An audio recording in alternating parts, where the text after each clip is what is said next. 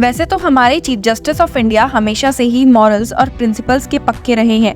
उन्होंने हमेशा उस रॉन्ग के लिए आवाज उठाई है जो देखने में बेशक छोटी लगे लेकिन उसका इम्पैक्ट बहुत बड़ा होता है। ऐसे ही कई ऐसे मामले भी थे जहां चीफ जस्टिस ऑफ इंडिया ने अपने ओपिनियन और व्यूज के साथ सबका दिल जीत लिया था। पर एक टॉपिक जिस पर डिबेट अक्सर होती है वो prevention of money laundering act का है। इस एक्ट को लेकर भी कई बार चीफ जस्टिस ऑफ इंडिया के सामने केसेस और रिक्वेस्ट देखी गई है और आपको जानकर हैरानी होगी कि chief justice of India DY Chandrachud के नेतृत्व में चलने वाला इंडिया का सुप्रीम कोर्ट उसने prevention of money laundering act से जुड़े 3 महत्वपूर्ण मामलों का फैसला अब तक नहीं किया है, जिसकी वजह से न्यायिक क्षमता, व्यक्ति के अधिकार और न्यायालय की ईमानदारी पर गंभीर सवाल उठ रहे हैं। PMLA जो मनी लॉन्ड्रिंग और फाइनेंशियल क्राइम से लड़ने के लिए बनाया गया था, अब उसके स्ट्रॉन्ग प्रोविजंस और पॉलिटिकल ऑपोजिशन के खिलाफ इस्तेमाल होने की वजह से क्रिटिसाइज किया जा रहा है। Chief justice of India DY Chandrachud ने इन चिंताओं को समझने और हल करने का वादा किया था, लेकिन ये इम्पोर्टेंट केसेस अब तक 12 से 55 महीने से पेंडिंग है। इस वीडियो में हम जानेंगे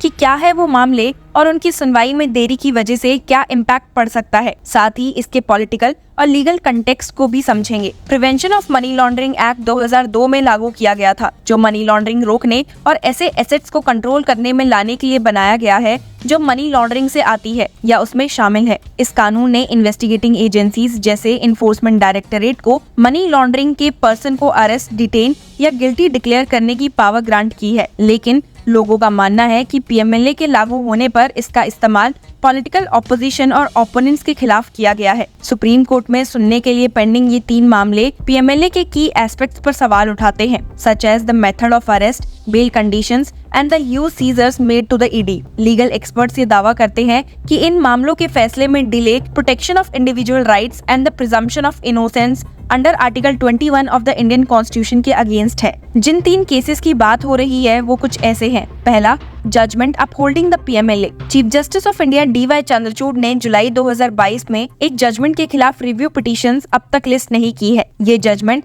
PMLA के कुछ सबसे डिस्प्यूटेड प्रोविजंस को अपहोल्ड करता है। Justice AM Khanwilkar, justice Dinesh Maheshwari and justice CT Ravikumar की बेंच ने ED के अरेस्ट, अटैचमेंट, सर्च और सीजर के अधिकारों को अपहोल्ड किया, जो एक्सपर्ट्स के अनुसार बहुत वाइड है। इस जजमेंट के मुताबिक ED बिना FIR के भी तलाशी ले सकती है और रिकॉर्ड सीज कर सकती है। हाई रैंकिंग ED ऑफिसर्स को इसके लिए सिर्फ रीजन टू बिलीव चाहिए होता है, कोर्ट वारंट नहीं। कोर्ट ने एक्यूज पर बेल के लिए ट्विन कंडीशंस का बोझ भी डाल दिया, जिसे 2017 में अनकॉन्स्टिट्यूशनल माना गया था, पर 2018 में वापस लाया गया। केरला हाई कोर्ट ने इसे वेरी डेंजरस कहा था। 25 अगस्त 2022 को चीफ जस्टिस NV रमाना और उनकी बेंच ने रिव्यू पिटीशन को एडमिट किया और कहा कि कम से कम 2 इश्यूज रिव्यू के लायक है, ECIR और प्रिजम्पशन ऑफ इनोसेंस का उल्टा होना। चीफ जस्टिस रमाना के रिटायर होने और चीफ जस्टिस UU ललित के टेन्योर के बाद भी ये matter chief justice DY Chandrachud के टेन्योर में अब तक लिस्ट नहीं हुआ है। कामत, सीनियर एडवोकेट ने कहा है,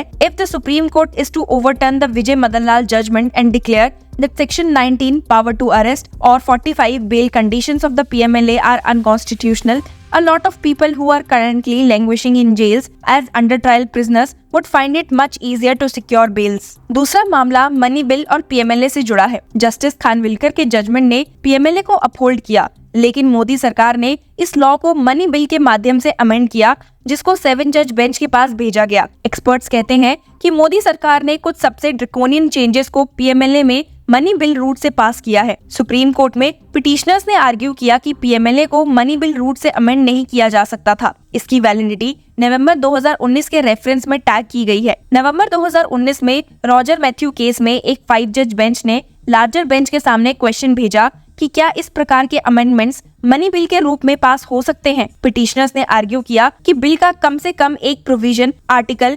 110(1) के कंडीशंस में आना चाहिए। दूसरी तरफ इंडियन गवर्नमेंट का भी कहना था कि बिल का डोमिनेंट प्रोविजन अगर एक कंडीशन के अंडर आता है तो काफी है। एडवोकेट ऑन रिकॉर्ड भसीन ने कहा है कि मनी बिल वर्डिक्ट अगर सरकार के खिलाफ आता है तो PMLA के कई महत्वपूर्ण अमेंडमेंट्स कॉन्स्टिट्यूशन के खिलाफ हो जाएंगे और इससे कई पिटीशंस और ऑनगोइंग इन्वेस्टिगेशंस पर असर पड़ेगा। आपको बता दो कि चीफ जस्टिस DY चंद्रचूड़ ने पहले भी अपने dissenting judgment in Aadhaar act 2016 को अनकॉन्स्टिट्यूशनल डिक्लेयर करते हुए मनी बिल के इशू को हैंडल किया था। उन्होंने कहा था, passing off a bill as a money bill when it does not qualify for it damages the delicate balance of bicameralism which is a part of the basic structure of the Constitution. It constitutes a fraud on the Constitution. तीसरा case right to default bail से जुड़ा है। Supreme court ने अब तक एक और case को लिस्ट नहीं किया है जिसमें उसने अपने ही जजमेंट को स्टे दिया था, जिसमें डिफॉल्ट बेल का राइट फंडामेंटल राइट डिक्लेयर किया गया था। 26 अप्रैल 2023 को Ritu Chhabaria versus union of India case में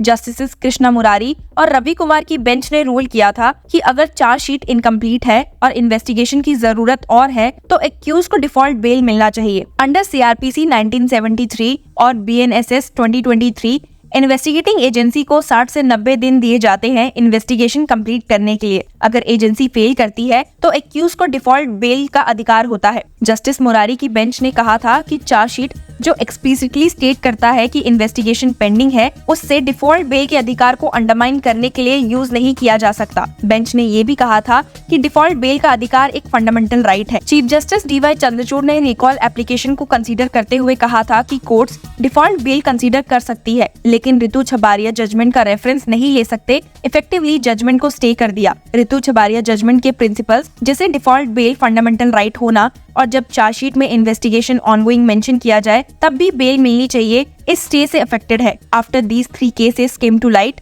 legal experts believe that the Narendra Modi government used the provisions of PMLA against political opponents. Critics say that it has given official powers to the ED and other agencies which are used to target individuals and attack democratic values. He has also been accused of authoritarianism. Chief justice of India DY Chandrachud के intervention के बावजूद judicial delay ने जनता के judicial opinion में नुकसान पहुंचाया है। PMLA के तहत एक्यूज पर्सन लीगल शेल्टर्स में बंद रह सकते हैं, जिससे उन्हें लंबे समय तक कन्फाइनमेंट में रहना पड़ सकता है और न्यायिक रास्ते तक पहुंचने में मुश्किलें हो सकती हैं। पीएमएलए केसेस को सुनने की देरी से एक्यूज पर्सन के राइट्स पर गंभीर प्रभाव पड़ता है। The accused can remain in prison for a long time due to strict bail conditions which has social and economic consequences for them. The delay in PMLA cases prevents judicial self-sovereignty and constitutional principles from being pitted against administrative power and international democratic principle. सिर्फ इतना ही नहीं, supreme court के PMLA मामलों को सुनने की देरी की वजह से